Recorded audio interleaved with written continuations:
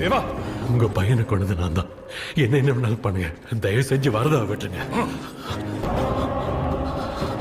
Sir, என்ன அடிங்க கொல்லுங்க, வரதாவை மட்டும் தொடாதீங்க. தேவா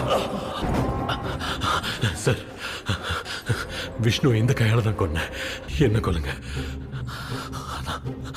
வரதாவை மட்டும் தொடாதீங்க ப்ளீஸ். அண்ணா, அவன் எதுவும் செய்யல, என்னாலதான் எல்லாம். என்ன கொண்டுடுங்க.